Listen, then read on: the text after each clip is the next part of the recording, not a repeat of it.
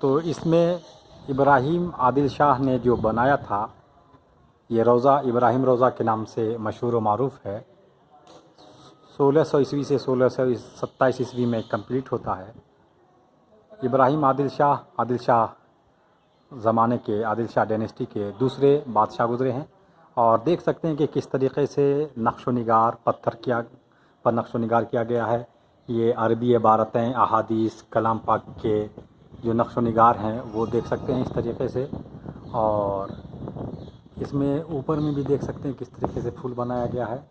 ये लकड़ी के दरवाज़े हैं खिड़कियों में, जो काफ़ी कदीम पुराने हैं। और यहाँ पर भी मेन गेट है, देख सकते हैं।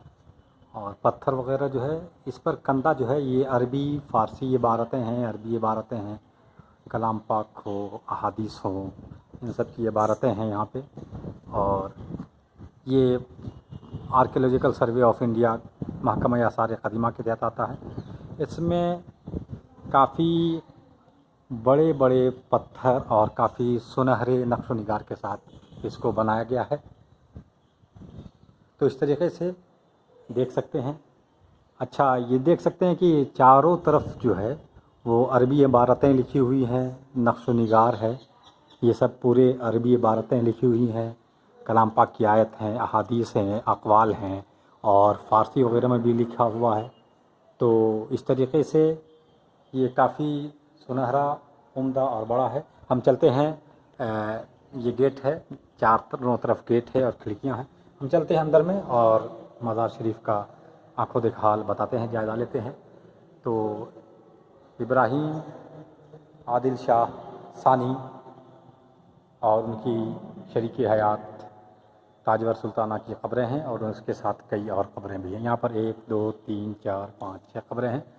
तो ये जो मज़ार है, ये जो क़ब्र है, इब्राहिम रोज़ा के नाम से मशहूर मारूफ़ है। बीजापुर ही नहीं बल्कि कर्नाटक ही नहीं बल्कि पूरे इंडिया में है।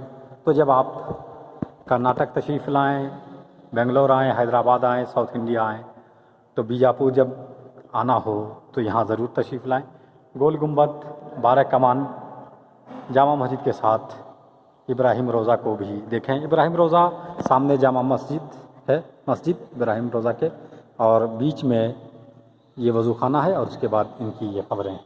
तो इसी के साथ खुश्तर जामई को दीजिए इजाज़त। फिर मिलते हैं किसी नई जगह, नई वीडियो पर। तब तक अपना ख्याल रखें। खुदा हाफिज़, बाय, टेक केयर।